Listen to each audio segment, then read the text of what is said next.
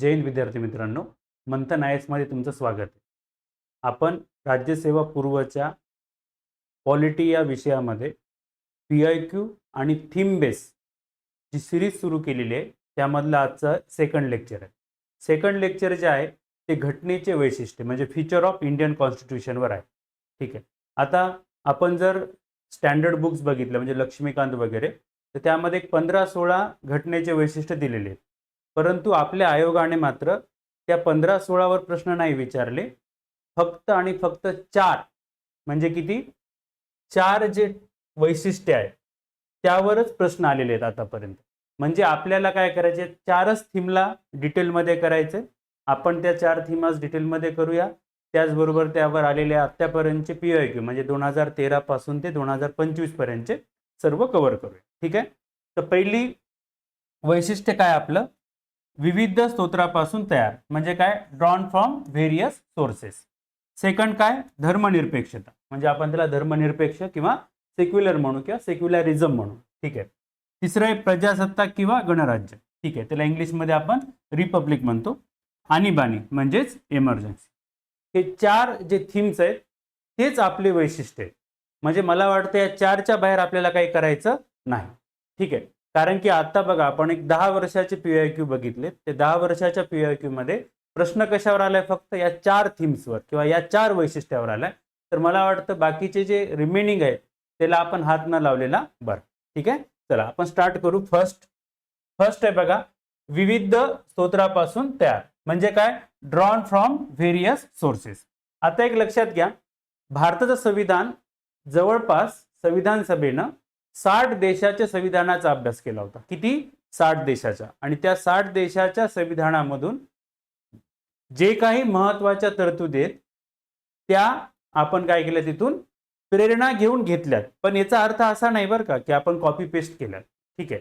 आपण त्या काय केल्यात फक्त तिथून तो थीम विचारली किंवा तो आयडियल किंवा प्रेरणा घेतली आणि आपल्या सोशो इकॉनॉमिकल पॉलिटिकल किंवा कल्चरल त्याला काय म्हणू आपण कंडिशननुसार ते आपण इथे इम्प्लिमेंट केलेले आहे. ठीक आहे. बाबासाहेबांचं यावर म्हणणं काय बघा जगातील ज्ञात असलेल्या सर्व संविधान गुंडाळून भारतीय संविधान बनवण्यात आलेले आहे. म्हणजे जगामध्ये असं कोणतं संविधान नाही राहिलं की ते आम्ही वाचलं नाही आणि तिथून जे काही चांगल्या गोष्टी आहेत त्या घेतल्या नाही. ठीक आहे. म्हणजे सर्व भारतानं जे काही संविधान बनवलं ते जगातल्या सर्व संविधानाचा अभ्यास करून बनवलं असं त्याचा सिंपल अर्थ आहे. ठीक आहे. आता बघा आपलं जे संविधान आहे ना ते 3 भागामध्ये आपण त्याला काय करू शकतो विभागू शकतो. तर पहिला भाग जो आहे तो संरचनात्मक भाग आहे स्ट्रक्चरल भाग. स्ट्रक्चरल भाग मध्ये काय येणार आहे की संविधानामध्ये आपलं प्रशासनाचं स्ट्रक्चर कसं असलं पाहिजे. ठीक आहे. त्यामध्ये बघा प्रशासकीय आराखडा न्याय व्यवस्था आणि लोकसेवा आयोग म्हणजे UPSC MPSC. ठीक आहे. याला आपण UPSC MPSC म्हणून आपल्या भाषेमध्ये. ठीक आहे. आता हा जो स्ट्रक्चरल पार्ट आहे त्याचा मेन जो सोर्स आहे तो भारत सरकार कायदा 1935 आहे आणि तिथून जवळपास आपण किती तरतुदी घेतलेल्या आहेत 250 तरतुदी घेतलेल्या. ठीक आहे. सेकंड जो पार्ट आहे तात्विक फिलॉसॉफिकल. ठीक आहे. म्हणजे आता एक लक्षात घ्या संविधान समजण्यासाठी तुम्हाला कोणता भाग लागतो माहिती आहे का फिलॉसॉफिकल लागतो. त्यामध्ये प्रिॲम्बल येतं मूलभूत हक्क येतात DPSP येते आणि फंडामेंटल ड्युटीज येतात. ठीक आहे. याच्यामध्ये आपण इथं 2 दिलेत मूलभूत हक्क DPSP पण यामध्ये तुमचं प्रिॲम्बल पण येतं आणि फंडामेंटल ड्युटीज पण येतात. ठीक आहे. हे कोणाकडून घेतले आपण मॅक्झिमम अमेरिकेकडून. म्हणजे आपलं जे मूलभूत हक्क आहेत ते आपण अमेरिकेकडून प्रेरणा प्रिॲम्बल पण आपण अमेरिकेकडून प्रेरणा घेऊनच घेतलेलं आहे. ठीक आहे. आयर्लंडकडून आपण DPSP घेतली आणि फंडामेंटल ड्युटीज जे आहे ते आपण रशियाकडून घेतली. ठीक आहे. राजकीय भाग पॉलिटिकल पार्ट्स म्हणजे यामध्ये आपली संसदीय शासन व्यवस्था असेल कार्यकारी कायदे मंडळ यांचे संबंध असतील. हे कोणाकडून घेतलं आपण ब्रिटन म्हणजेच युनायटेड किंगडम कडून. तर हे जे आहेत मे बी असा पण तुम्हाला एक बेसिक गोष्ट कळायला हवी की संविधानाला आपण 3 भागामध्ये विभागू शकतो ॲज अ स्टडी. फर्स्ट काय स्ट्रक्चरल सेकंड फिलॉसॉफिकल आणि थर्ड तुमचं पॉलिटिकल. ठीक आहे. नेक्स्ट आता बघा हा पॉइंट जो आहे ते तुम्हाला पाठच करायचं कोणत्या देशाकडून आपण काय घेतलं. ठीक आहे.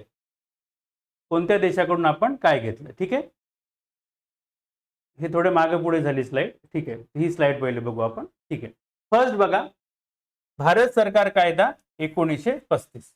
तर भारत सरकार कायदा 1935 कडून आपण काय घेतलं, तर संघराज्य शासन पद्धती. आता संघराज्य शासन पद्धती म्हणजे लक्षात घ्या, संघराज्य हा शब्द तुमच्या समोर आला तर त्याला आपण फेडरेशन म्हणायचं. फेडरेशन म्हणजे दोन बाबी, एक करार आणि दुसरं दोन सरकार. म्हणजे जे सरकार किंवा जे देश करारानं बनतो आणि जे दोन सरकार असतात त्याला काय म्हणायचं, संघराज्य. पण भारत हे संघराज्य नाही, राज्याचा संघ आहे. पण भारतामध्ये कोणती व्यवस्था आहे, संघराज्य व्यवस्था आहे. म्हणजे आपल्यात फक्त दोनच सरकार आहेत, केंद्र सरकार आणि राज्य सरकार. ठीक आहे, राज्यपालाचं पद, न्याय व्यवस्था, लोकसेवा आयोग, आणीबाणी संबंधित तरतुदी आणि प्रशासकीय तपशील, हे जे पॉइंट्स आहेत आपण कोणाकडून घेतलेत, 1935चा कायदा भारत सरकारचा, म्हणजे ब्रिटिशांनी बनवलं. ठीक आहे, दुसरं आहे बघा ब्रिटिश संविधान.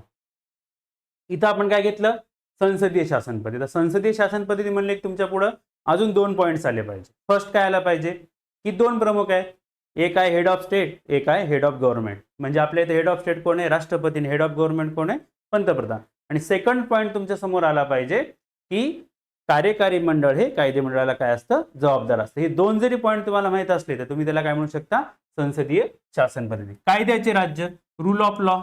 ठीक आहे, म्हणजे आपल्या इथे कायद्याचं राज्य आहे, माणसांचं राज्य नाही. आपण बाईकच्या मागे लिहितो बघा, माय लाईफ माय रूल्स. नो बाय, तेरी लाईफ है लेकिन रूल्स किसके है, संविधान के. ठीक आहे, नेक्स्ट मंत्रिमंडळ किंवा कॅबिनेट. आपल्या इथे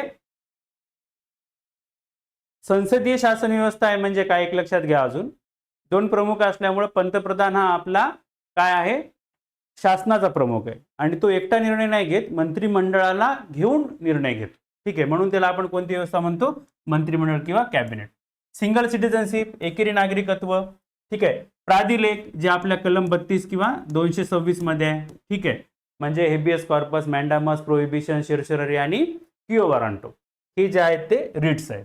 ठीक आहे, विशेष अधिकार. ठीक आहे, फर्स्ट पास दी पोस्ट वोटिंग सिस्टीम. आता याला काय म्हणायचं, आपल्या इथे दोन प्रकारच्या इलेक्शनच्या पद्धत असतात. एक प्रत्यक्षची पद्धत आहे फर्स्ट पास दी पोस्ट सिस्टीम, आणि अप्रत्यक्षची जी आहे ते proportional representation bye means of single transferable vote. म्हणजे याच्यात काय लक्षात घ्या की आपल्या इथे समजा लोकसभा किंवा विधानसभेची निवडणूक आहे, तर तिथे मॅक्झिमम किती पण उमेदवार उभे राहू शकतात, परंतु ज्यांना सगळ्यात जास्त मतं पडतील ना तो विजयी होतो. त्याला म्हणायचं फर्स्ट पास दी पोस्ट सिस्टीम. कायदा करण्याची पद्धत किंवा कायदा कसा करायचा, तर कायदा मनान नाही करत, आपल्याला कायदे मंडळात जाऊन कायदा करावा लागतो. संसदीय विशेष अधिकार म्हणजे संसदेच्या सदस्याला आणि सभागृहाला काही विशेष अधिकार आहेत, त्याला म्हणायचं पार्लमेंटरी प्रिव्हिलेजेस, म्हणजे संसदीय विशेष अधिकार. द्विग्रही कायदे मंडळ. ठीक आहे, आपल्या इथं लोकसभा आणि राज्यसभा असे दोन सभागृह आहेत, त्याला म्हणायचं द्विग्रही कायदे मंडळ, म्हणजेच काय, बाय कॅमेरॅलिझम. ठीक आहे, थर्ड आपण बघू अमेरिकेकडून काय काय घेतलं आपण. मूलभूत हक्क घेतले, कलम 12 ते 35. ठीक आहे, स्वतंत्र न्याय व्यवस्था घेतली, इंडिपेंडंट ज्युडिशरी. ठीक आहे, न्यायिक पुनर्विलोकन, ज्युडिशियल रिव्ह्यू.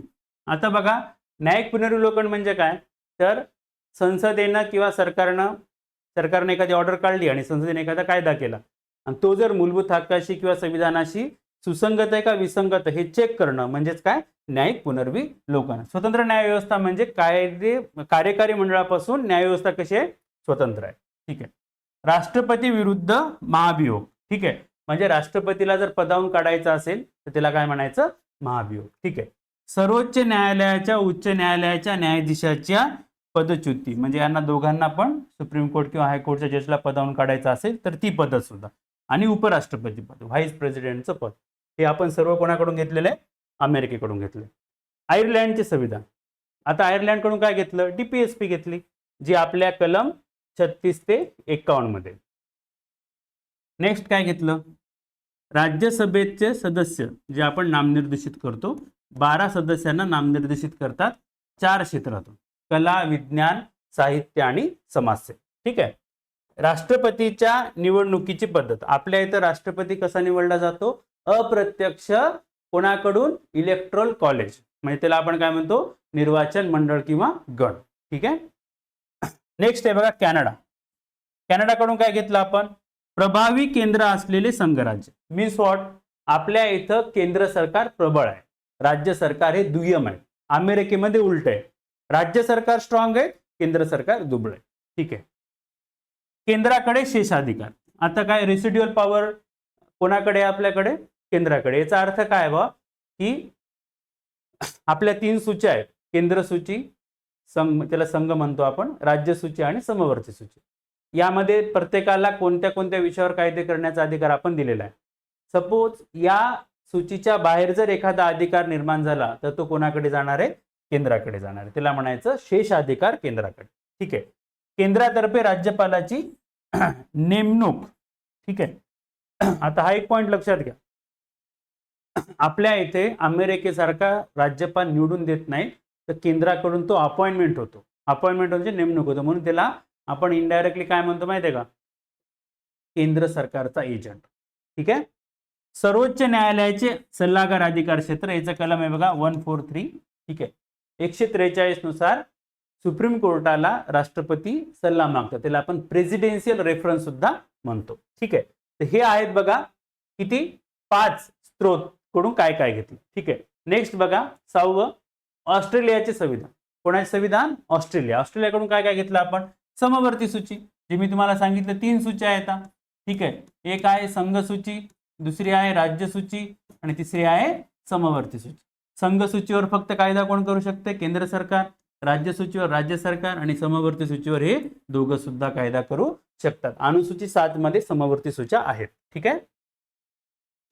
व्यापार, वाणिज्य आणि व्यवहारांचे स्वातंत्र्य म्हणजे काय, सर्वांना बिझनेस किंवा जे काही ट्रेड आहे तो करण्याचं स्वातंत्र्य आहे. ठीक आहे. संयुक्त बैठक, कलम 108. कोणती कलम आहे, 108.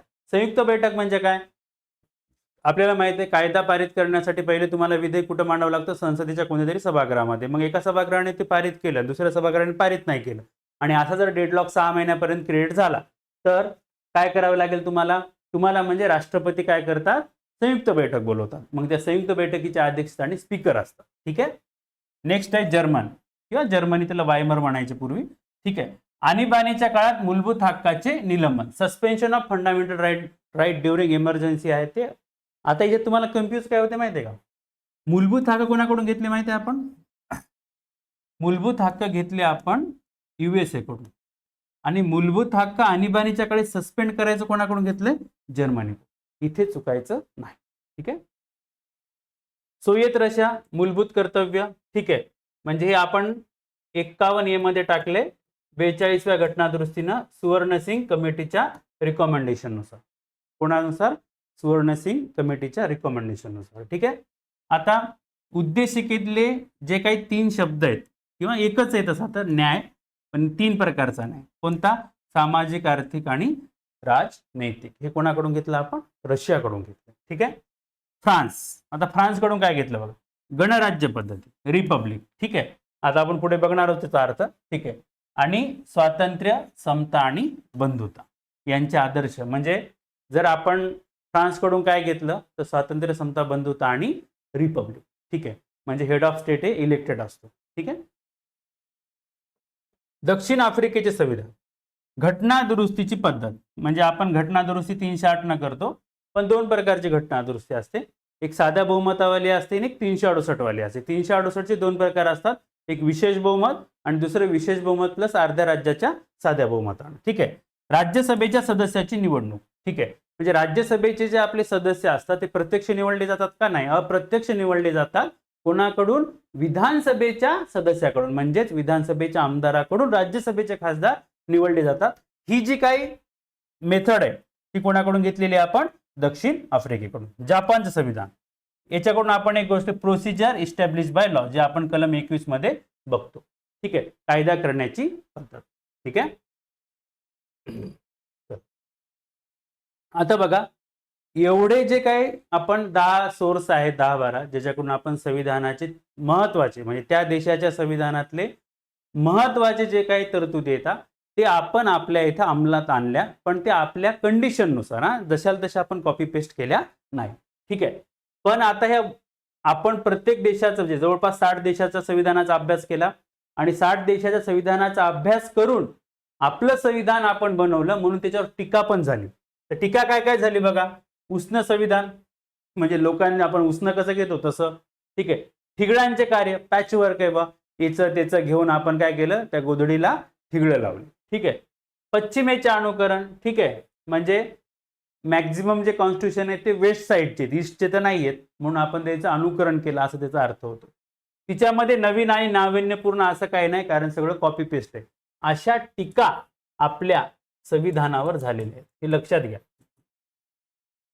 टीका झालेली आहे, ठीक आहे. पण एक लक्षात घ्या, जरी ठिगळाचं असलं तरी ते कसं आहे, सुंदर आहे, ठीक आहे. ठिगळ आहे पण ते सुंदर आहे, लाईक अ फॅशन, ठीक आहे. आता ग्रॅव्हरिल ऑस्टिन जो आहे, ग्रॅनव्हिल ऑस्टिन जो फेमस आहे आपल्या संविधानाच्या संदर्भामध्ये सुद्धा, ठीक आहे, त्यांनी एक गोष्ट खूप चांगली सांगितलेली बघा. ठीक आहे म्हणे तो, इतर देशाच्या संविधानामधील विभिन्न तरतुदी भारताच्या संविधानामध्ये समाविष्ट करताना मात्र संविधान सभेने सदस्यामधील मतभेद सोडविण्याच्या उद्देशाने 2 पूर्णपणे भारतीय संकल्पना स्वीकारल्यात. कोणत्या? मतैक्य म्हणजे कन्सेन्स आणि सामावून घेणे म्हणजे अकॉमोडेशन. म्हणजे आपण जरी काही केलं असलं तर हे 2 गोष्टी मात्र इंडियन आहेत. कोणतं? मतैक म्हणजे सर्वांचं मत झाल्याशिवाय आपण ते सोर्स किंवा दुसऱ्या संविधानातली ती गोष्ट आपल्या संविधानात घेतली नाही. आणि दुसरं काय? सामावून घ्यायचं, ठीक आहे. चांगलं आहे ना, चांगलं ते आपलं, जे काय वाईट आहे ते दुसऱ्याच, या तत्वावर आपल्या संविधान सभेनं काम केले, म्हणून ती चांगली पण गोष्ट आहे, ठीक आहे. आता PYQ काय आला बघा. भारतीय संविधानात स्वीकार केलेल्या संदर्भात खालीलपैकी योग्य जोड्या किंवा जोड्या कोणत्या आहेत ते ओळख. 2023 चा प्रश्न आहे. अमेरिकेकडून आपण उपराष्ट्रपती पद घेतलं का? बरोबर आहे. कॅनडाकडून युनियन ही संज्ञा घेतली का? ठीक आहे, तर म्हणू शकतो आपण ओके, ठीक आहे. केंद्रीय दक्षिण आफ्रिका, ठीक आहे. राज्यसभेची निवडणुकीची पद्धत, बरोबर आहे. आयर्लंड राष्ट्रपतीकडून राज्यसभेतील, यस. म्हणजे आता आपल्याला योग्य जोडी ओळखायचे, मला वाटतं सगळ्या जोड्या काय आहेत, इनडायरेक्टली योग्य आहेत, ठीक आहे. कारण की आपण या 4ही गोष्टी कोणाकडून घेतलेल्या आहेत? आपल्या केंद्र सरकार जे स्ट्रॉंग आहे म्हणजेच युनियन, ठीक आहे, हे कोणाकडून घेतलं आहे आपण? कॅनडाकडून, ठीक आहे. जोड्या 21 चा प्रश्न आहे, सोपे सोपेत बघा. यावरले प्रश्न सगळे सोपे आहेत आणि हे पहिल्या 40 मधले क्वेश्चन आहेत. जे आपला 40-40-20 चा फॉर्म्युला आहे त्यामधले हे पहिल्या 40 मधले प्रश्न आहेत, म्हणजे ते सगळ्यांना आलेच पाहिजे. हे जर तुमचे चुकले तर तुम्हाला पुढच्या वर्षी तयारी करायची, ठीक आहे. एकेरी नागरिकत्व कोणाकडून घेतलं आपण? इंग्लंडकडून घेतलं. न्यायिक पुनर्विलोकन अमेरिकेकडून घेतलं. DPSP आयर्लंडकडून घेतली आणि सूच्या कोणाकडून घेतल्या? तुमच्या ऑस्ट्रेलियाकडून. म्हणजे पर्याय एकच काय तुमचं करेक्ट आन्सर आहे, ठीक आहे. तिसरा क्वेश्चन याच्यावर विचारलाय बघा. पुन्हा योग्य जोड्याच लावायचं. राज्यपालाचं पद कोणाकडून घेतलंय आपण? भारत सरकार कायदा, राईट. न्यायिक पुनर्विलोकन USA कडून घेतले. कोणाकडून घेतलं? USA, म्हणजे 4 याचा ऑप्शन्स. याचं काय? फर्स्ट. DPSP कोणाकडून घेतली? आयर्लंडकडून, म्हणजे याचं 3. आणि संसदीय पद्धत कोणाकडून? ब्रिटनकडून, ठीक आहे. 1 4 3 2, 1 4 3 2 आन्सर आपलं फर्स्ट. म्हणजे आतापर्यंत तिन्ही क्वेश्चन मध्ये हे काय सगळे सोपे प्रश्न आहेत बघा, ठीक आहे. चला नेक्स्ट आपण बघूया, व्हॉट इज मीन बाय धर्मनिरपेक्ष, सेक्युलर. आपल्या प्रिअम्बल मध्ये बघा, आम्ही भारताचे लोक, भारताचे एक सार्वभौम समाजवादी धर्मनिरपेक्ष. तर धर्मनिरपेक्ष प्रिअम्बल मध्ये पण येतोच आणि मूलभूत हक्कामध्ये पण शब्द येतो. म्हणजे आपल्या संविधानाचं जे स्वरूप आहे ते कसं आहे? सेक्युलर आहे. आता मुळामध्ये धर्मनिरपेक्ष म्हणजे काय, सेक्युलर म्हणजे काय, तर ही गोष्ट तुम्हाला एक थोडं थीम वाईज तुम्हाला समजून सांगतो बघा. सेक्युलर म्हणलं की आपल्या पुढे सर्व धर्म समभाव वगैरे अशा गोष्टी येतात, पण त्याचा मूळ जो मुद्दा आहे, पॉइंट्स आहे, तो काय लक्षात घ्यायचा? सरकार म्हणजे स्टेट आणि धर्म म्हणजे काय? सरकार आणि धर्म एकमेकापासून विभक्त असते म्हणजे धर्मनिरपेक्ष. इथे तुम्ही आम्ही एकमेकापासून विभक्त आहोत का हे मॅटर नाहीये, राज्य धर्मापासून मॅटर आहे का हे मॅटर आहे, ठीक आहे. आता याचं ओरिजिन कसं झालं बघा. हा जी संकल्पना आहे ती मेनली वेस्टर्न आहे. वेस्टर्न म्हणजे कशी, तर बघा पूर्वी चर्च डॉमिनन्स होतं कोणीकड? राज्यांवर. म्हणजे आपण बघतो की बायबलच्या नुसार पृथ्वी जी आहे तिच्या भोवती सूर्य फिरतो. पण गॅलिलिओनं ही गोष्ट काय चुकीची ठरवली. तर गॅलिलिओला किंवा जो हे आहे कोपर्निकस वगैरे यांना तिथल्या चर्चनं शिक्षा दिल्या. कोणी दिल्या? राज्यांनी शिक्षा दिल्या, पण कोणाच्या म्हणण्यानुसार? चर्चने, कारण धर्माच्या विरोधात जात होते. म्हणजे धर्माचा पगडा कोणावर होता? राज्यांवर होता. मग या धर्माचं चर्चचं जे काही कंट्रोल आहे ते राज्यावर दिवसेंदिवस वाढत होतं. मग राज्यांनी यांच्यापासून सुटकारा मिळवण्यासाठी धर्मनिरपेक्ष संकल्पना मांडली. म्हणजे बा धर्माचा आणि राज्याचा काही संबंध नसणे, म्हणजेच काय? धर्मनिरपेक्षता. ठीक आहे. आता बघा, सिंपल आपण डेफिनेशन तुम्ही काही पण करू शकता, पण मेन डेफिनेशन लक्षात घ्या. धर्म आहे आणि राज्य आहे ते एकमेकापासून काय पाहिजे? वेगळे पाहिजे. हा एक बेस जरी कन्सेप्ट तुम्हाला कळाला तर तुमचा कसा पण ऑप्शन येऊ द्या तो क्लिअर होतो. धर्म कशापासून वेगळा आहे? राज्य. राज्यापासून काय वेगळा आहे? धर्म. बघा, इंडिव्हिज्युअल लोकांपासून धर्म वेगळं करायचा नाही आपल्याला. आपल्याला राज्यापासून धर्म वेगळा करायचा, त्याला धर्मनिरपेक्षता म्हणायचे. आपला एक कन्सेप्ट काय असतो? मी गंध लावू की नको, कडक घालू की नको, पगडी बांधू की नको, दाढी ठेवू की नको, मिशा ठेवू की नको, वगैरे वगैरे. तुम्ही इंडिव्हिज्युअलला प्रॉब्लेम नाहीये. सरकारनं धर्माचं पालन करू नये, सर्व धर्मांना समान ट्रीटमेंट द्यावी. आपण कोणत्या धर्माचं पालन करायचे तुम्ही स्वतः ठरवू शकता, नो प्रॉब्लेम. ठीक आहे. बघा, राजकीय सामाजिक व्यवहारात धर्म, धर्मविचार किंवा धार्मिक कल्पना यांना दूर ठेवणे म्हणजे काय? धर्मनिरपेक्षता. ठीक आहे. म्हणजे सरकारसाठी आहे मेन हे, जनतेसाठी नाही. पण जनतेनं पाळलं तर आपल्या इथे एकता एकात्मता राहील. ठीक आहे. बघा, मूळ संविधानात शब्द होता का? नव्हता. आपल्याला माहिती आहे कितव्या घटना दुरुस्ती टाकला? 42वी घटना दुरुस्ती 1976, 76. ठीक आहे. म्हणजे धर्मनिरपेक्षता आपल्या संविधानात होती पण तो शब्द नव्हता. हा पॉइंट महत्वाचा आहे. कोणत्या घटना दुरुस्ती टाकला? या. मग कशामध्ये होती? तर 25 ते 28 मध्ये आपल्याला धर्मनिरपेक्षता केली. आपण धार्मिक स्वातंत्र्य म्हणतो त्याला. ठीक आहे. आता धर्मनिरपेक्षता म्हणजे काय? Separation of religion from state, त्याला धर्मनिरपेक्षता. कधी बी लक्षात घ्या, ही परफेक्ट डेफिनेशन आहे बघा. Separation of religion from state. सर्व धर्म समभाव म्हणजे काय? Equal respect to all religion. ठीक आहे. म्हणजे ही तुम्ही बी ठेवू शकता, मी बी ठेवू शकतो आणि सरकार पण ठेवू शकतो. आपण दुसऱ्या धर्माचा आदर करतो ही इंडिव्हिज्युअल लेवलला झालं. पण मेन जे डेफिनेशन आहे धर्मनिरपेक्षतेची तर ती आहे की राज्यापासून धर्म वेगळं असणे. दोन्ही आपण इंटररिलेटेड करतो पण त्यामध्ये बेसिक डिफरन्स आहे. ठीक आहे. आता आपण पाहिलं मध्ययुगीन काळामध्येही उदयाला आलेली. आता शब्द जो आहे जॉर्ज जॅकॉब हुलॅके यांनी 1851 मध्ये सेक्युलर हा शब्द पहिल्यांदा यूज केलेला आहे. ठीक आहे. ओके. ठीक आहे. आता बघा, राज्याला सर्व धर्म समान असतात हे वैशिष्ट्य झालं. कशाचं? धर्मनिरपेक्षता. कोणत्या एका धर्माला राज्य पाठिंबा देणार का? नाही. दिला तर सगळ्यांना देणार, नाही तर कोणाला देणार नाही. राज्याकडून कोणत्याही धर्माला प्रोत्साहन दिले जाणार नाही. चला वाढवा, बांधा मस्जिदी, बांधा मंदिर, बांधा गुरुद्वारे असं म्हणणार नाही. बांधायचं सगळ्यांनी बांधा, नाही बांधायचं तर कोणीच बांधू नका. ठीक आहे. भारतीय संघराज्यात कोणत्याही धर्माला काय नाही? राजाश्रय नाही. राजाश्रय नाही म्हणजे आपला कोणताच ऑफिशियल राजधर्म नाही. ठीक आहे. संविधानाने कोणता एक धर्म राष्ट्रीय धर्म म्हणून काय केला नाही? स्वीकार नाही. It is our state religion. जसं बघा पाकिस्तान, सौदी अरेबिया जे काही इस्लामिक कंट्रीज आहेत त्यांचा जो स्टेट रिलिजन असतो तो इस्लाम असतो. तसं भारताचा कोणताच ऑफिशियल स्टेट रिलिजन नाही, म्हणून आपण धर्मनिरपेक्ष आहोत. ठीक आहे. आता एक प्रश्न येतो धर्मनिरपेक्षतेमध्ये, म्हणजे वारंवार वाढला जातो, मोझेक किंवा मोझॅक. ठीक आहे. आता मोझेक फ्रेम म्हणजे काय? फोटो असते. याचा अर्थ त्या फोटोमध्ये खूप सारे चित्र असतात पण प्रत्येक चित्र आपलं वेगळा ठसा अस्तित्व टिकून राहत. त्याला काय म्हणायचं? मोझेक. ठीक आहे. आता बघा हे चित्र आहे, त्यामध्ये गणपती बाबा दिसायले तुम्हाला, महिला दिसायली, हे बंदर म्हणजे माकड दिसतोय तुम्हाला. ठीक आहे. इथे तुम्हाला हत्ती दिसतोय. ठीक आहे. इथे तुम्हाला विणा दिसतोय, इथे तुम्हाला सरदारजी दिसतात. ठीक आहे. इथे तुम्हाला त्रिशूल दिसते. म्हणजे सर्व जे काही इमेजेस आहेत, इथं नंदी महाराज दिसतात तुम्हाला, हे काय आहेत? आपापलं अस्तित्व टिकून आहे, त्याला म्हणायचं मोझेक. मग भारत जे धर्मनिरपेक्षता आहे ती कशी आहे? मोझेक फ्रेम सारखे, या फोटो सारखे, जिथं सगळ्या धर्म, जाती, पंथ, इतकी डायव्हर्सिटी आहे आणि सर्वजण आपापला धर्म, संस्कृती काय आहे? टिकून आहे, म्हणून त्याला काय म्हणायचं? मोझेक. ठीक आहे. आता बघा, महत्वाचे कारण बघा आता मोजेकचे. पहिलं काय, स्वतंत्र ओळख टिकून आहेत. प्रत्येक जण आपापल्या धर्माची, तुम्ही तुमचे बघा आपल्या भारतात बघा ना इतकी डायव्हर्सिटी आहे. तुम्ही राज्य, स्टेट, जरा जिल्हा जरी बदलला तर बोलण्याची भाषा, पेहराव, खाद्य, संस्कृती सर्व सर्व सर्व काही बदलतं. म्हणजे काय, आपण सर्वजण आपापली स्वतंत्र ओळख टिकून आहोत. संमिश्र संस्कृती आहे. प्रत्येकाची संस्कृती कशी आहे, अलग अलग आहे. ठीक आहे, अलग अलग आहे म्हणजे आपण काय केली, आपापली आयडेंटिटी विसरलो नाही. आपला मराठी आयडेंटिटी अलग आहे.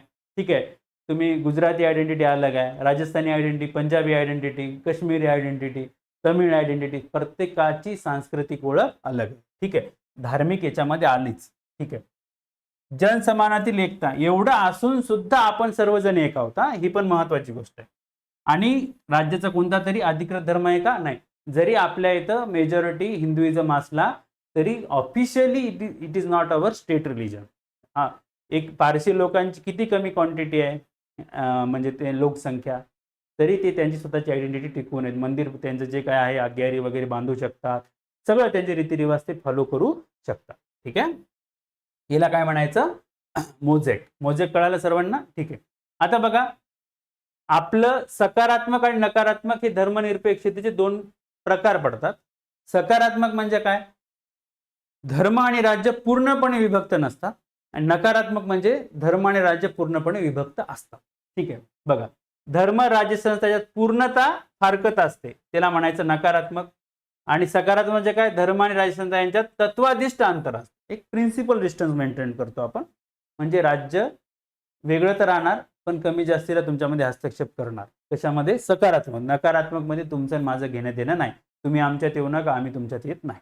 ठीक आहे, राज्य संस्था धर्मात हस्तक्षेप करत नाही पण इथं हस्तक्षेप करू शकते. जसं आपल्याला माहित आहे ट्रिपल तलाकसाठी म्हणा किंवा सबरीमाला टेम्पल एंट्रीसाठी म्हणा वगैरे वगैरे. ठीक आहे, इथं नकारात्मक मध्ये तुमची वैयक्तिक ओळख महत्वाची आहे. ठीक आहे, इथं तुम्ही स्वतःची सामूहिक आणि धार्मिक ओळख सुद्धा निर्माण करू शकता. म्हणजे आपल्या इथं जे काही मोठ्या प्रमाणामध्ये सण, उत्सव, जयंत्या साजऱ्या होतात, ठीक आहे, हे सकारात्मक धर्मनिरपेक्षतेचं काय उदाहरण. तुम्ही याला सकारात्मकता इंडियन सेक्युलरिझम म्हणू शकता आणि याला वेस्टर्न सुद्धा म्हणू शकता. याला उदाहरण तुम्ही फ्रेंच घेऊ शकता, याचं उदाहरण तुम्ही भारत सुद्धा घेऊ शकता. ठीक आहे, आता क्वेश्चन्स कसे आले, आता यावर जे क्वेश्चन आहेत ना थोडे हार्ड्स विचारले. ठीक आहे, हार्ड म्हणजे काय, लेंदी विचारले, प्रश्न सोपे पण विचारण्याची शैली कशी डिटेल मध्ये तुम्हाला कन्फ्यूज करायचं बस. ठीक आहे, म्हणजे हे जे धर्मनिरपेक्षतेवरले काही प्रश्न आहेत ना ते 40, 40, 20 मधल्या दुसऱ्या 40 म्हणजे तुमचा कट ऑफ ठरतो ना त्यामधले ते प्रश्न. ठीक आहे, आता बघा भारतीय राज्यघटना धर्मनिरपेक्ष राज्य स्थापित करते म्हणजेच काय. राज्य रोजगाराच्या बाबतीत धर्माच्या आधारावर भेदभाव करतं का, नाही करत. राज्याने कोणत्याही विशिष्ट धर्माला अग्रक्रमाने वागणूक देण्यास टाळले आहे का, हो टाळलंय. राज्य सर्व धर्मांना समान समजते का, हो. सर्व जनतेला श्रद्धा आणि पूजा करण्याचे स्वातंत्र्य आहे का, आहे. ठीक आहे, कोणत्याही अपवादाशिवाय शैक्षणिक संस्था धार्मिक शिक्षण शिकवून देण्यास स्वतंत्र आहेत का, आहेत. ठीक आहे, म्हणजे आपलं उत्तर काय येईल, BCDE. ठीक आहे का, BCD. एक मिनिट, BCD. आता बघा अपवाद आहेत ना, विदाउट अपवाद आपण ते करू शकतो का, नाही. अपवादा सहित आपण देऊ शकतो. अपवाद शैक्षणिक संस्था कोणाला बघा, धार्मिक शिक्षण कुठे देऊ शकता, तर सरकारी याच्यात नाही देऊ शकत तुम्ही, तुमच्या जे धार्मिक संस्था आहेत ना त्याच्यात देऊ शकता. म्हणजे हे जे आहे ते रॉंग आहे, म्हणजे तुमचा आन्सर काय येणार आहे, सेकंड, BCD. ठीक आहे, म्हणजे इथं पण आपण कन्फ्यूज झालो. ठीक आहे, पाचवं बघा, भारतीय निर्धरणपणा हा मोजेक फ्रेम आहे, आता जो आपण क्वेश्चन पाहिला होता, कारण त्यामध्ये अनेक धर्म व भाषा मानाने व स्वातंत्र्य राहतात. बरोबर आहे, कारण त्यामध्ये सर्व अटी गट आपली ओळख नष्ट न करता एक संमिश्र संस्कृतीचा घटक होतात. हे बरोबर आहे. सामान्य माणसाला ते एकत्र आणते. राईट, कारण भारतात कोणत्या धर्माला राज्य धर्माचं काय नाही, स्थान नाही. म्हणून उत्तर काय, वरील सर्व, जे आपण ऑलरेडी इथे पाहिलेले. ठीक आहे, आता बघा धर्मनिरपेक्षता हा टॉपिक आपला, म्हणजे किती थीम संपल्या आपल्या, 2 थीम संपल्या. ठीक आहे, तिसरी थीम आहे बघा प्रजासत्ताक, म्हणजे त्याला गणराज्य म्हणतात. आहे बघा प्रजासत्ताक, ठीक आहे, पण मला वाटतं ॲक्युरेट शब्द हा गणराज्यच आहे, पण आपला आयोग कधी कधी प्रजासत्ताक विचारतं, पण मोर ॲक्युरेट काय, गणराज्य. ठीक आहे, रिपब्लिक, मराठीमध्ये आपण त्याला प्रजासत्ताक. प्रजासत्ताक म्हणजे इनडायरेक्टली लोकशाहीच झाली, पण आयोग आपल्याला प्रजासत्ताक विचारतं आणि भरपूर मराठी लिटरेचरमध्ये प्रजासत्ताक हा शब्द वापरलेला आहे. ठीक आहे. तर आता आपण बघूया.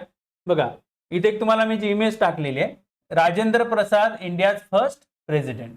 ठीक आहे. आता ही इमेजच मी इथं का टाकली, याचं कारण आहे, तर सोप्या शब्दामध्ये जर आपल्याला गणराज्य समजून घ्यायचं असेल तर ज्या देशाचा हेड ऑफ स्टेट म्हणजेच काय, राज्य प्रमुख, तर आपला राज्य प्रमुख कोण आहे, राष्ट्रपती. ठीक आहे.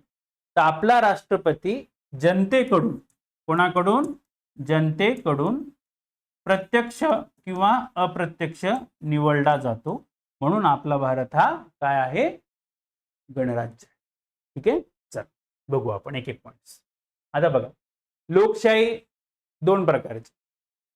एक आहे घटनात्मक राजेशाही, जिथं राज्य प्रमुख हा वंश परंपरागत असतो, राजा किंवा राणी, उदाहरण आहे इंग्लंड. दुसरा आहे गणराज्य.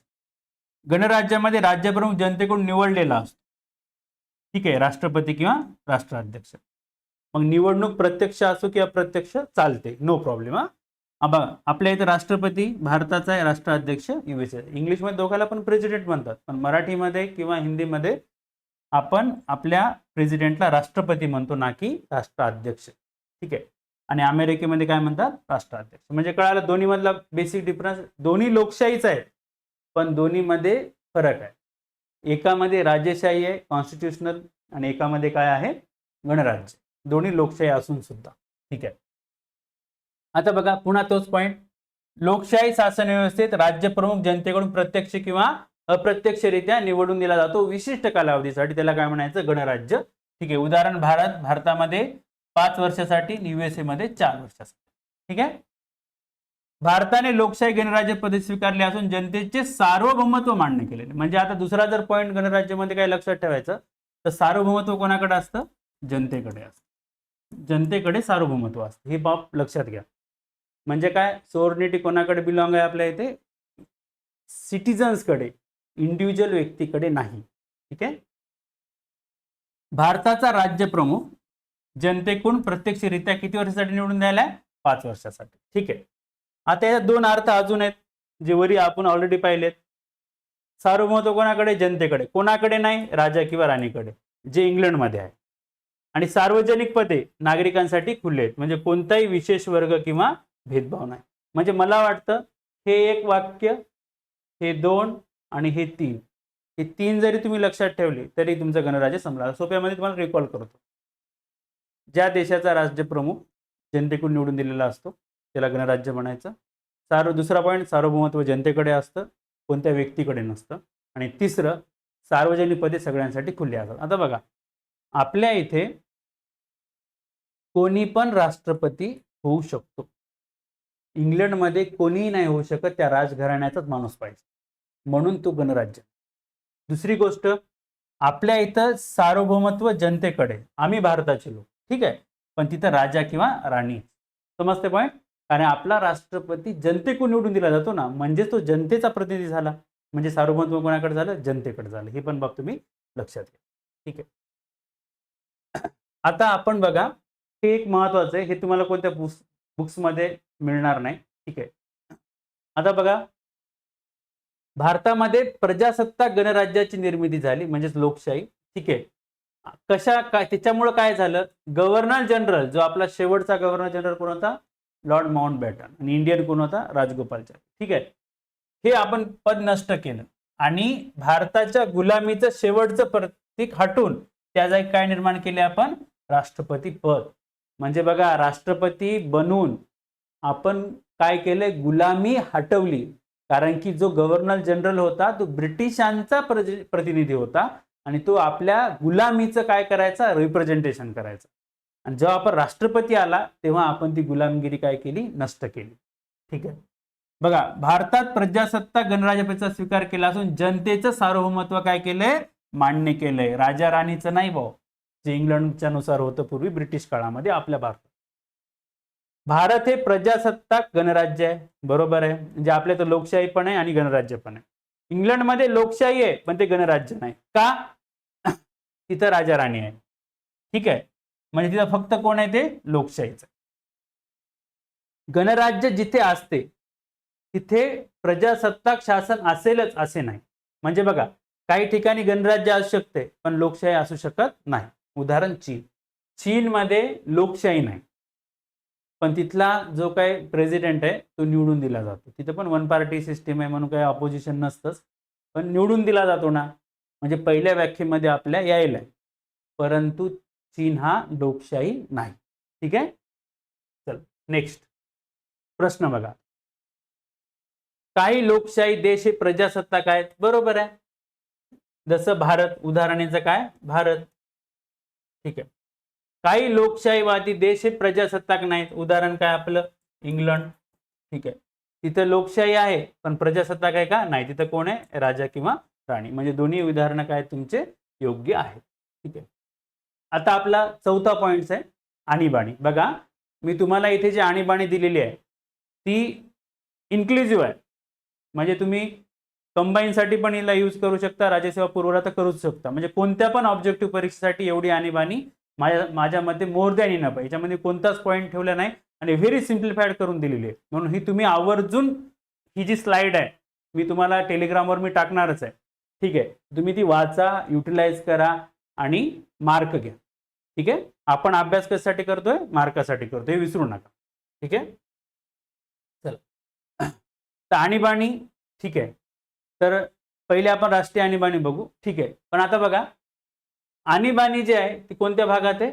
भाग 18. ही बेसिक माहिती असायला पाहिजे. या वर्षीच्या आपल्या परीक्षेमध्ये क्वेश्चन आहे राज्यसेवा पूर्व 2025च्या, की बाबा भाग 2 समजा आणि 1 ते 4 कलम कशा संदर्भात आहे? तर संगणिताचे राज्यक्षेत्र. ठीक आहे, कलम किती आहे? 352, 360 आणि स्त्रोत काय? भारत सरकार कायदा 1935.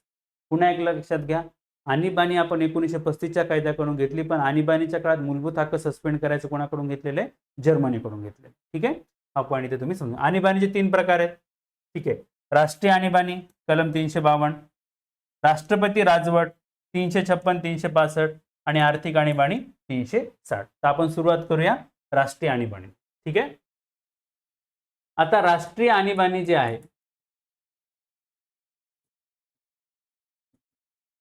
ठीक आहे, ही कोणत्या कारणाने लागते? 2 कारण, बाह्य आणि अंतर्गत, एक्सटर्नल आणि इंटरनल. आता एक्सटर्नलचं कारण काय? युद्ध किंवा परकीय आक्रमण. त्याला आपण बाह्यला दुसरा शब्द काय वापरू शकतो? परकीय आक्रमण. या कारणानं कोणती आणीबाणी लागते? बाह्य. आतापर्यंत कितीदा लागली? 2दा लागली. 1962 चीननं आपल्यावर आक्रमण केलं, मग चीननं केलं तर मग पाकिस्ताननं बी केलं, पण हीच आणीबाणी जी 62ला लागली ती कंटिन्यू झाली. म्हणजे आपण वेगळं उद्घोषणा केली नाही. म्हणून आपण 1965चं भारत पाकिस्तान युद्धाची जी काही आणीबाणी आहे तिला वेगळं काउंट करत नाही, ती 62 वालीच कंटिन्यू झाली. आणि दुसरी कधी झाली? 1971ला. हे आहे तुमचा पूर्व पाकिस्तान. ठीक आहे, मग याच्यात आपण काय केलं?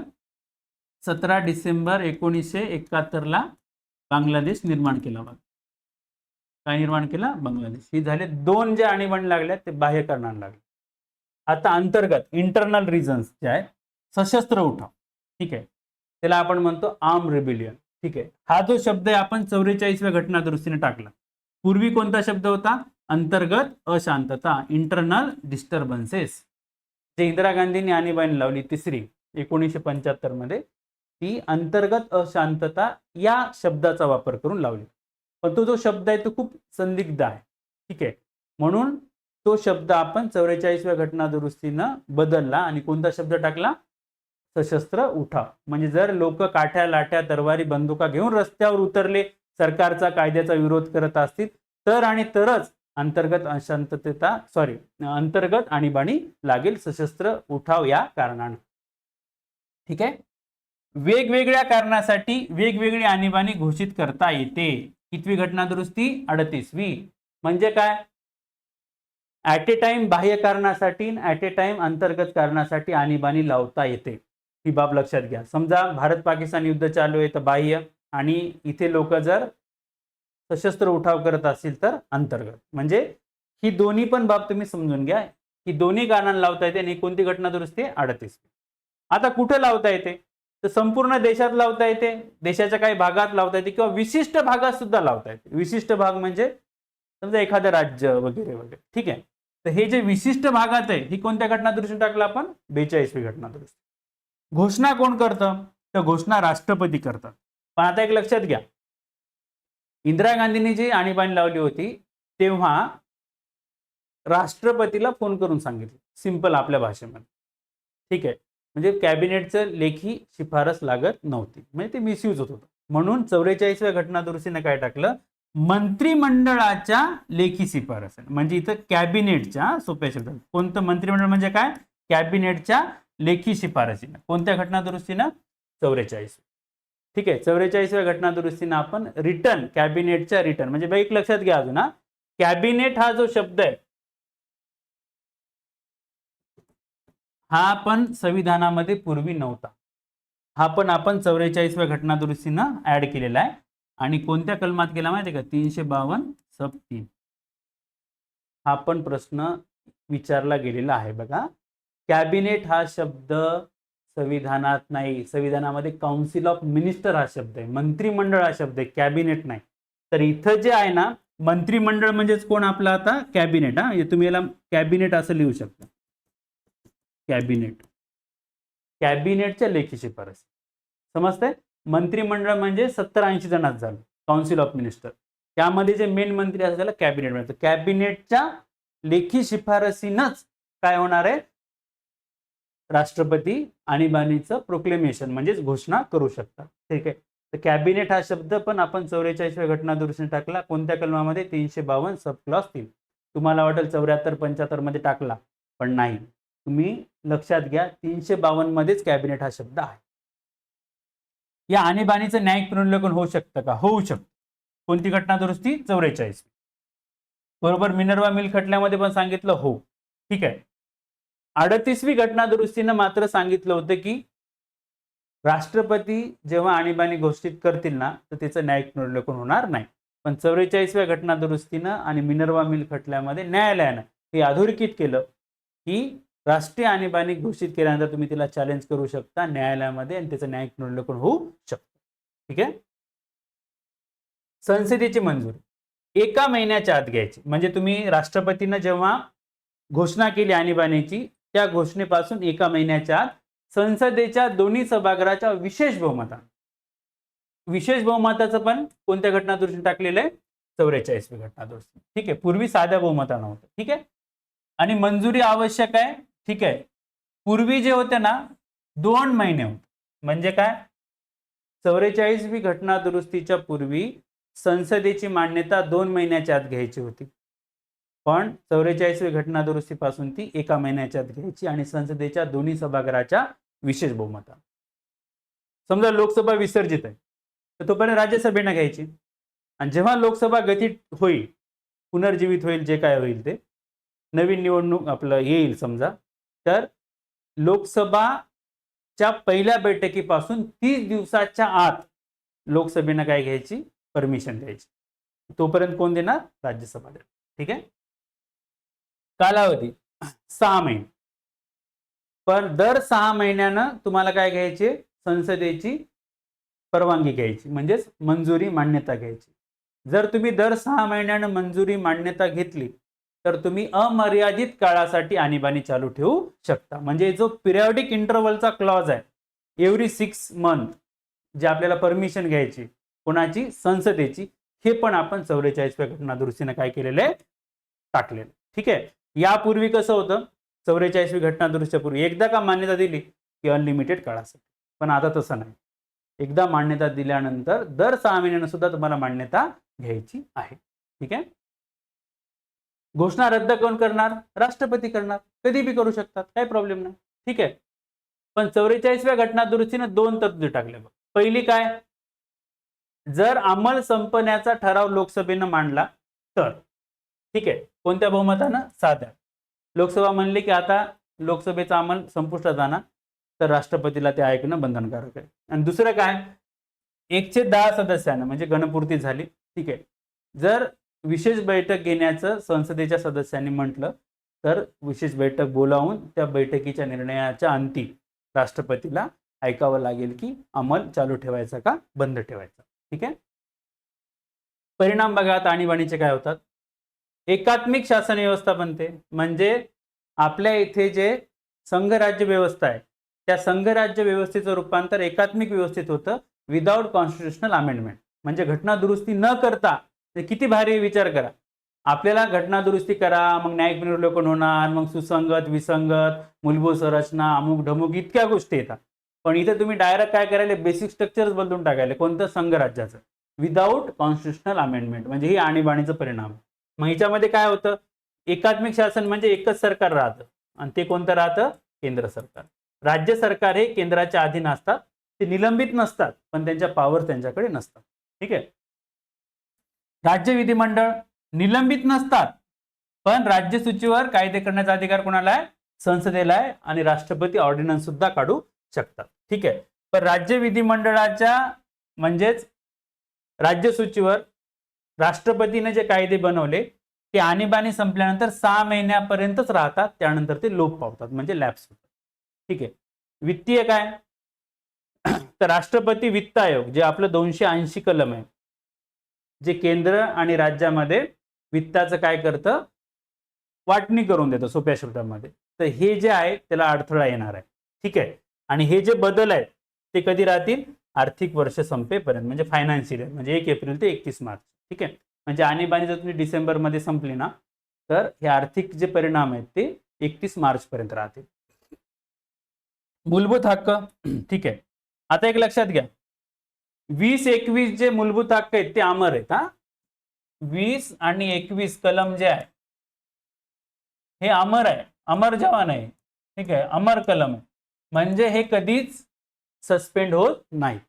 19 जे आहे ते फक्त आणि फक्त बाह्य आणीबाणीच्या कारणानं सस्पेंड होतं, अंतर्गत होत नाही. ही 44व्या घटना दुरुस्तीने टाकली. पण एवढं लक्षात घ्या, 20-21 अमर कलम आहे.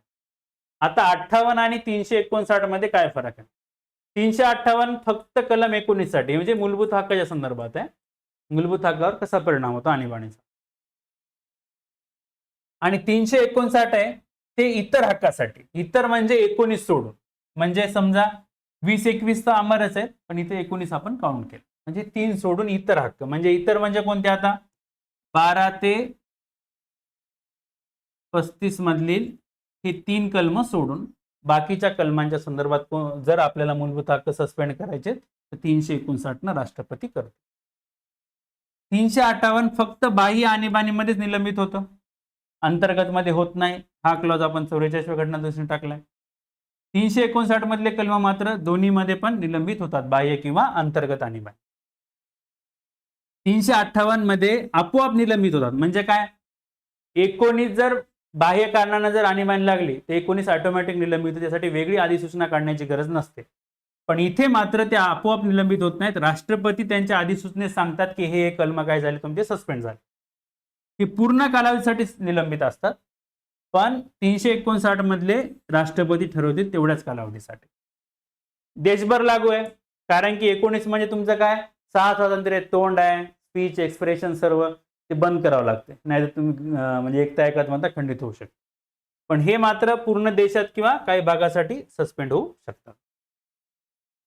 358 मध्ये काय, मग राज्य कलम 19 विसंगत कायदे करू शकतं आणि इथे मात्र राष्ट्रपतींनी जेवढे निलंबित केलेत ना तेवढ्याच्याच विरोधामध्ये राज्य काय करू शकतं, विसंगत कायदे करू शकतं. ठीक आहे. म्हणजे 358 आणि 359 मध्ये बेसिक फरक कळाला का. 358 फक्त कलम 19 साठी आणि हे जे आहे ते 19 सोडून, म्हणजे आता बघा 20-21 ला तर आपण सोडूनच दिलेलं आहे, पण तुम्हाला समजण्यासाठी 19, 20, 21 सोडून जे इतर हक्क आहेत ना त्यांच्यासाठी. ठीक आहे. आता बघा नेक्स्ट जे आहे आपलं राष्ट्रपती राजवट. कोण आहे, राष्ट्रपती राजवट. ठीक आहे. आता प्रेसिडेन्शियल रूल म्हणतो आपण त्याला, इंग्लिश मध्ये प्रेसिडेन्शियल रूल. ठीक आहे. आता राष्ट्रपती राजवटचं मेन कलम 356 आहे. ठीक आहे. 365 यासाठी आहे की जर केंद्राचे निर्देश नाही पाळले तर राज्यपाल 356 नुसार राष्ट्रपती राजवट लावतात. म्हणजे 365चं कारण घेऊन लावणार काय तुम्हाला 356च लावणार आहे, पण आपल्याला लिहिता वेळेस आपण दोन्ही लिहितो. ठीक आहे, पण मेन कोणतं आहे 356. ठीक आहे, तर राष्ट्रपती राजवट सिंपल आहे बघा, राष्ट्रपती राजवट. ठीक आहे, याचा मिसयूज पण सगळ्यात जास्त झालेला आहे. ठीक आहे, कारण काय आहेत बघा 356. ठीक आहे, राज्यातील घटनात्मक यंत्रणा बंद पडली. म्हणजे काय की राज्य सरकार संविधानानुसार काम करत नाही, म्हणजे घटनात्मक यंत्रणा काय झाली, बंद पडली. आणि 365 काय, केंद्राचे निर्देश जर राज्यांना नाही पाळले तर, म्हणजे या दोन कारणांना तुमची राष्ट्रपती राजवट राज्यात लागू शकते. कोण घोषणा करणार, राष्ट्रपती करणार. पुनर्लेखन होतं का, होणार. न व्हायला काय झालं, ठीक आहे, बोमई खटला यासाठीच आहे.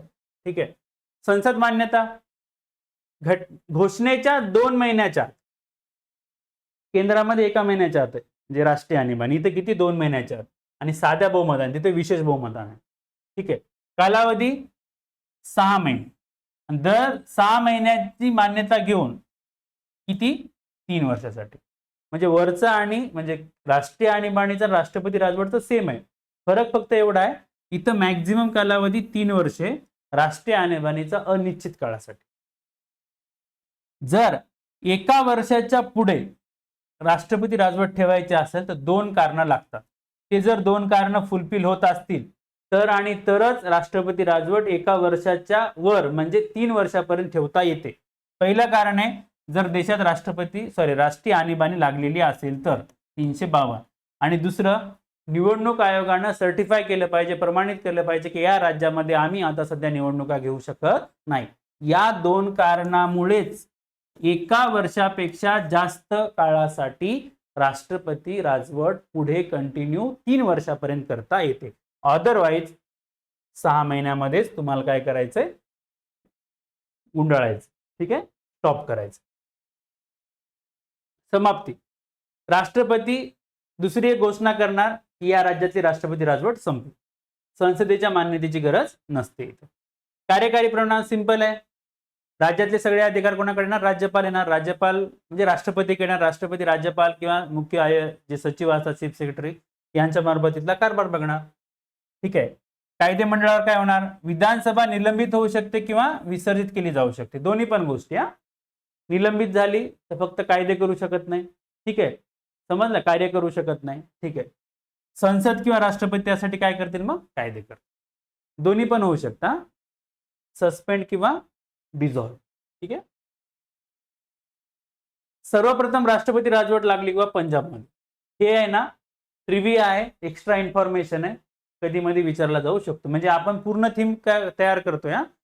आणीबाणी याच्या बाहेर काहीच करायची गरज नाही. पुन्हा एकदा सांगतोय, परफेक्ट आहे, पूर्ण करा, याच्या बाहेर तुम्हाला काहीच करायची आवश्यकता नाही, एकदम इन्क्लुझिव्ह आहे. ठीक आहे, तारखा वगैरे लक्षात ठेवा. ठीक आहे, सर्वाधिक वेळा उत्तर प्रदेशमध्ये आणि मणिपूरमध्ये, आता हे जे आता सध्या मणिपूरमध्ये लागली होती त्यामुळे, सर्वाधिक काळ पंजाबमध्ये लागली, सर्वात कमी काळासाठी कर्नाटकमध्ये लागली.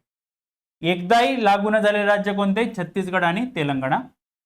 1 वर्षात सर्वाधिक वेळा 4 राज्यात बाबरी मस्जिदीच्या म्हणजे डिमोलिशन नंतर. ठीक आहे, सर्वाधिक वेळा वापर करणारे पंतप्रधान कोण आहेत, इंदिरा गांधी येतात. ठीक आहे, त्यांनी किती वेळेस केले, 50. आणि राष्ट्रीय आणीबाणी बी जी लावली ती बी कोणा लावलेली होती, अंतर्गत कारणानं इंदिरा गांधी. राजनारायण वर्षी इंदिरा गांधी कटलाय, आपण कधी योग आला तर त्याला डिटेलमध्ये बघूया नंतर. ठीक आहे,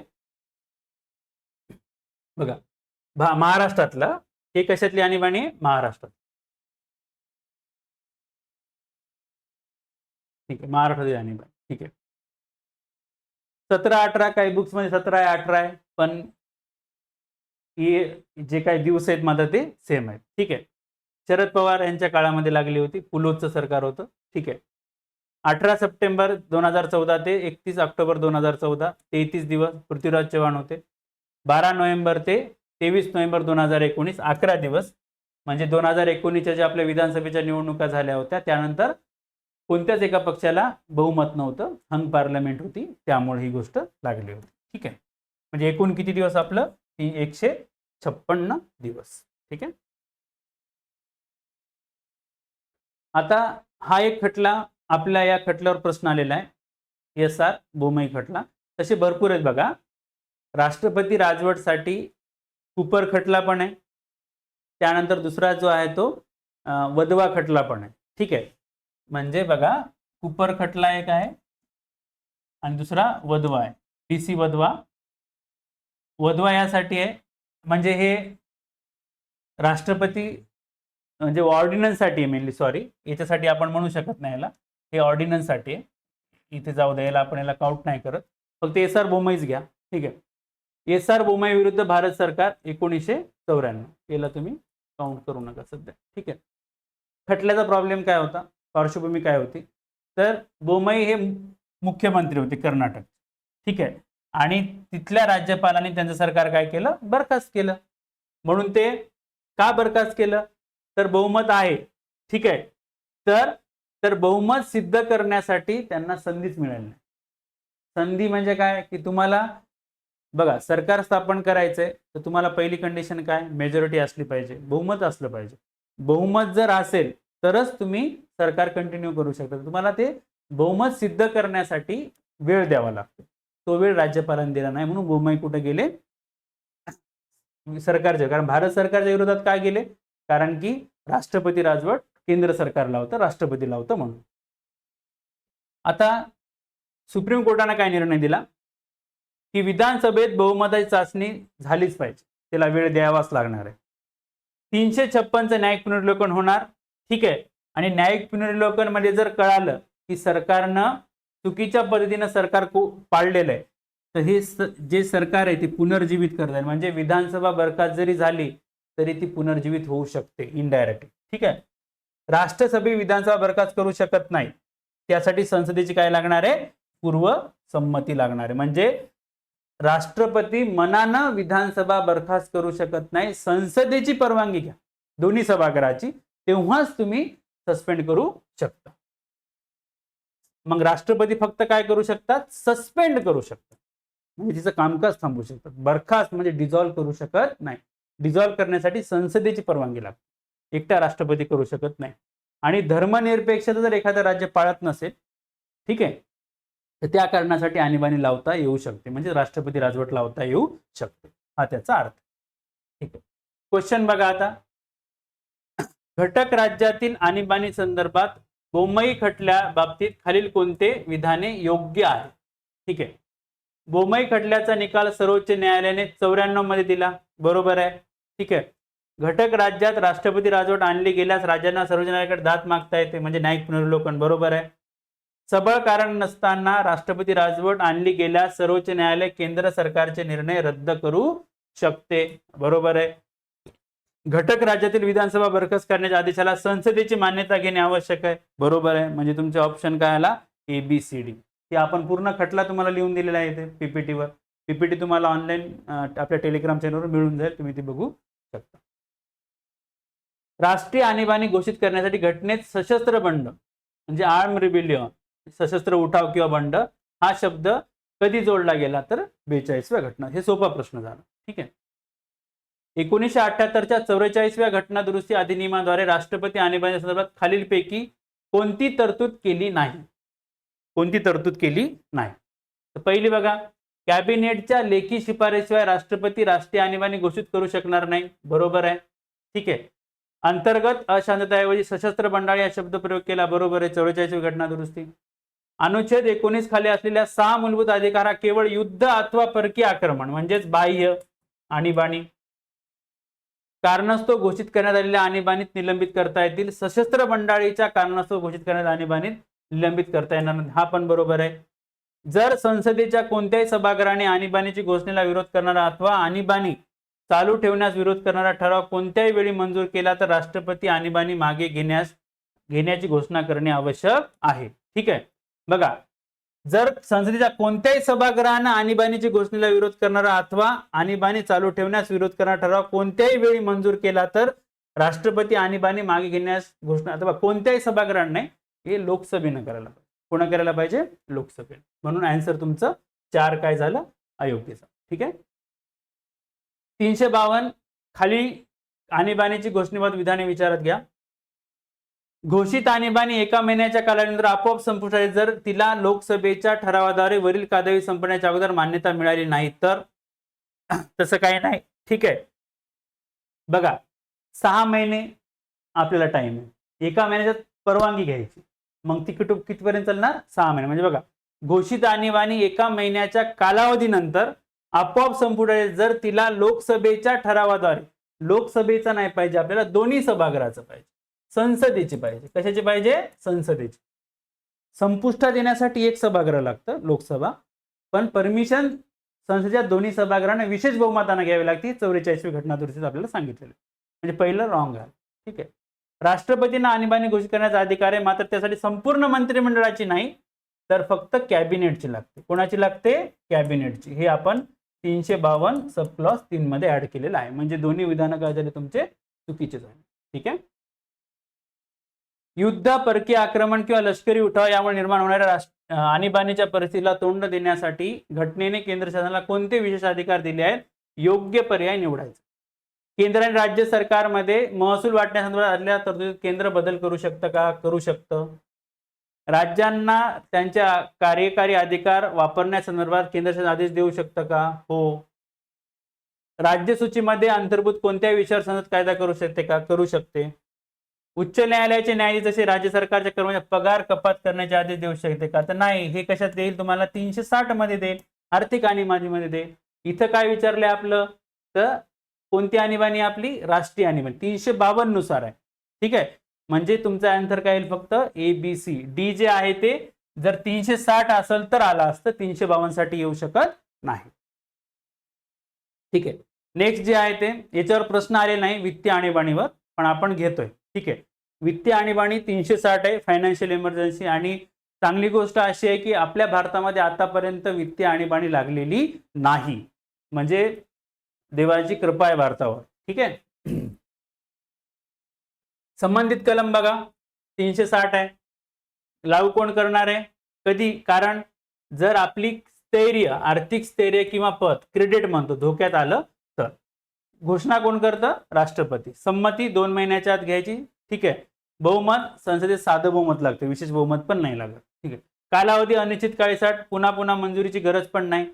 न्यायिक पुनर्विलोकन होऊ शकतं, काही प्रॉब्लेम नाही. समाप्ती राष्ट्रपती कधीही करू शकतात. हा, ठीक आहे, काही प्रॉब्लेम नाही. प्रमुख परिणाम काय? हा पॉइंट तुम्ही लक्षात ठेवा. आला तर म्हणजे आलाच होता प्रश्न मागच्याच क्वेश्चन मध्ये. वेतन आणि भत्त्यामध्ये कपात राज्याची धनविधेयक राष्ट्रपतीसाठी समिती राखून ठेवू शकतात. म्हणजे मेनली कॉन्सोलिडेटेड फंडवर जे चार्ज असतात ना, एक्सपेंडिचर्स, त्याच्यावर सुद्धा म्हणजे न्यायाधीशांच्या पेमेंट सुद्धा कमी होऊ शकतं. कशामध्ये? तुमच्या आर्थिक आणीबाणीमध्ये. ठीक आहे. चला, थँक्यू.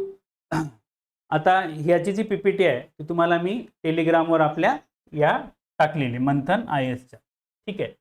तर तुम्ही व्हिडिओ पूर्ण बघत जा. बघितल्याबद्दल पण धन्यवाद. ठीक आहे. आणि समोरचा आपण ही पूर्ण सिरीज कंटिन्यू करत आहोत. ठीक आहे. पॉलिटीचे म्हणजे तुम्हाला, मला वाटतं याच्या बाहेर प्रिलिमसाठी तरी काही करायची गरज नाही. ठीक आहे. तर आपण इथे थांबूया. थँक्यू. सर्वांना सर्व काळ शुभेच्छा. चला थांबूया आपण. जय हिंद.